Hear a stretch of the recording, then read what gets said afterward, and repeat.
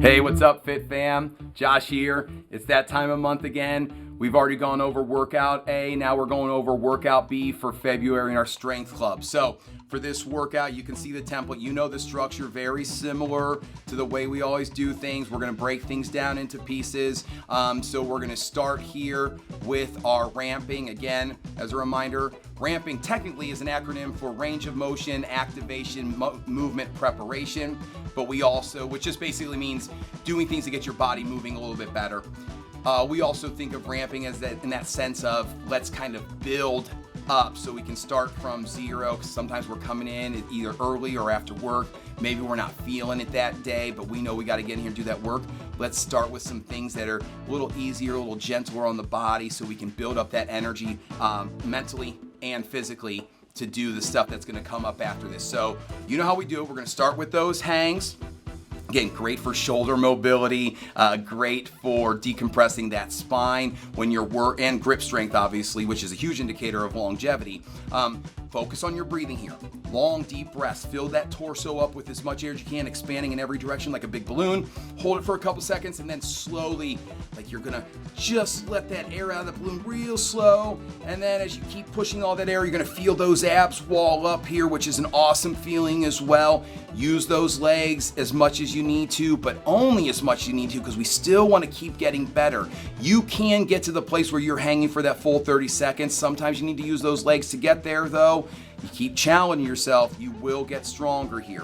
We're gonna match that up with our cyclist lunges this month. So again, this here, we are focusing on the knee going out here. This is this exercise, and the purpose for us in the ramping is just to kind of what we call lube up those joints. So we want to get those knees feeling comfortable. Now here you can see I'm using a slant board. What we have found for a lot of people, in where we will start this month, is we're going to use the boxes. The reason the boxes help some people get a deeper range of motion is because when I'm using the slant board, you can see the range of motion of my back leg as well. It puts a lot of weight on that front leg, and we can feel a lot of tension in those knees.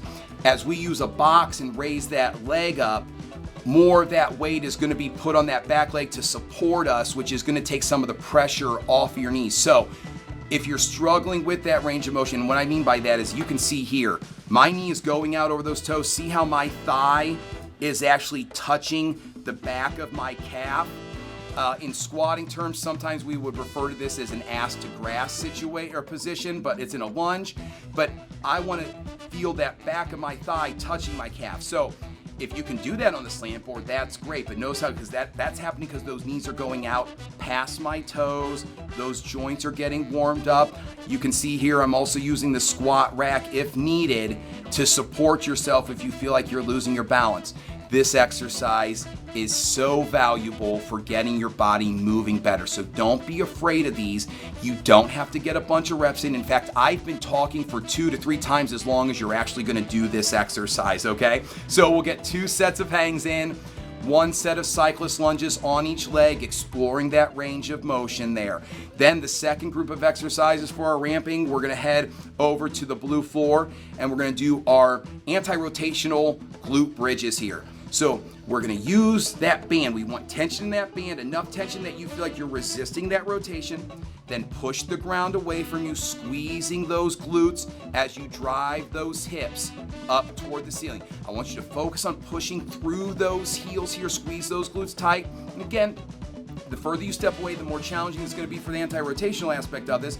But all we're really trying to do here is force the abs to work and keep those hips in line as that band is pulling at us. So it's not going to be a super intense exercise, but you can create more intensity by focusing on squeezing those glutes really tight and keeping those hands straight out in front of you. Get your lats engaged as well so that every muscle in our torso is doing some work here. Abs are walled up nice and tight here.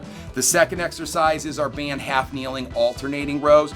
Again, this is one of my favorites. We come back to this one usually every 3 months because this is a great exercise. For one, we get a stretch through the chest by squeezing those shoulder blades. That's called a residual stretch. So as one muscle is working, the anterior or the antagonistic muscle is going to be getting a stretch. So as I press, chest is working, back muscles get a stretch. As I pull, I'm activating those back muscles and getting it stretched through the chest, because one thing we've seen for a lot of people is we get tight through our chest and our shoulders. We get weak through our back. So we need to spend time waking those muscles up. So this row is just saying, hey, back muscles, we need you to wake up. We got some work to do today.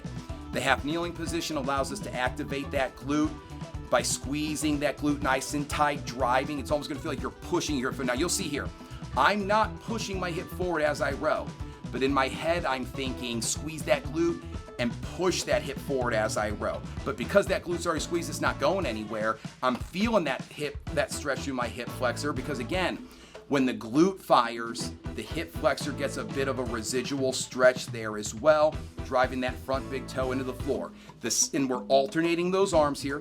Second set, you're gonna go to the other knee. So we'll get 2 sets in, 1 on each side, and get those back muscles firing, get those hip flexors stretch out, get those glutes firing as well here.